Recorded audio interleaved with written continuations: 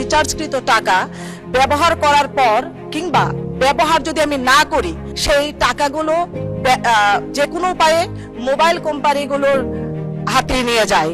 নাদিয়া পাঠান, মহিলা আসন 32।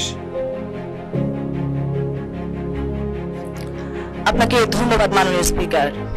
আপনার মাধ্যমে আমি ডাক টেলিযোগাযোগ ও তথ্য প্রযুক্তি মন্ত্রী মহোদয়ের কাছে জানতে চাই, বাংলাদেশে গ্রাহকরা যদি ব্যাংকে টাকা রাখার পর সেই গচ্ছিত অর্থ চাহিদা মাত্র নির্দিষ্ট চার্জ কর্তনের মাধ্যমে সেই টাকা ফেরত নিতে পারে, তাহলে মোবাইল কোম্পানির কাছে আমরা যারা গ্রাহকরা মোবাইলের টাকা রিচার্জ করি এবং ডাটা রিচার্জ করি, সেই অব্যবহৃত ডাটা এবং মোবাইলের সেই টাকা অর্থাৎ রিচার্জকৃত টাকা ব্যবহার করার পর কিংবা ব্যবহার যদি আমি না করি তাহলে নির্দিষ্ট মেয়াদান্তে সেই টাকাগুলোর কোনো ফেরত আমরা পাই না, অর্থাৎ সেই নির্দিষ্ট মেয়াদে সেই টাকাগুলো যে কোনো উপায়ে মোবাইল কোম্পানিগুলোর হাতে নিয়ে যায়।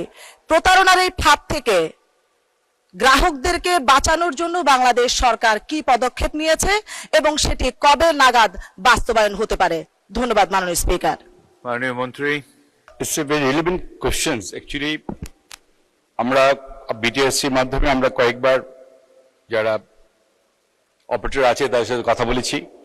বিশেষ করে আমরা প্যাকেজ কিনি, 7 দিনের প্যাকেজ বা 15 দিনের প্যাকেজ, দেখা যায় আমার টাকা শেষ হয়নি কিন্তু দিন শেষ হয়ে গেছে, টাকাটা কিন্তু ওরা নিয়ে নেয়। কিন্তু এখান থেকে আমাদেরকে বেরিয়ে আসার জন্য আমরা যারা অপারেটর তাদের সাথে কথা বলেছি, আমরা বিটিআরসির সাথে কথা বলেছি, আমাদের রেগুলেটরি কমিশন যেটা আছে, আর তাছাড়া আরেকটা আছে ড্রপ, কল ড্রপ, এটা নিয়েও কথা বলেছি আমরা। আমরা আরো অধিকতভাবে কথা বলতে হবে, আমাদের অপারেটরের সাথে বসতে হবে, কারণ তাদের কিছু বিজনেস পলিসি আছে যার জন্য অনেক সময় তাদের নানা রকম এক্সকিউজ দেয়, তারা যে এই জন্য আমরা করতে পারছি না। আমরা চেষ্টা করছি তাদের চাপের মুখে রাখতে, কারণ আমাদের আজকে মাননীয় সংসদ সদস্য যে কথা বললেন এটা আমরা কনসার্ন। আমরা ইনশাল্লাহ চেষ্টা চালিয়ে যাব কি করে এই কি বলে এটাকে প্রবলেম থেকে বেরিয়ে আসা যায়।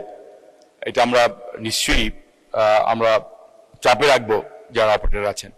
ধন্যবাদ মাননীয় স্পিকার।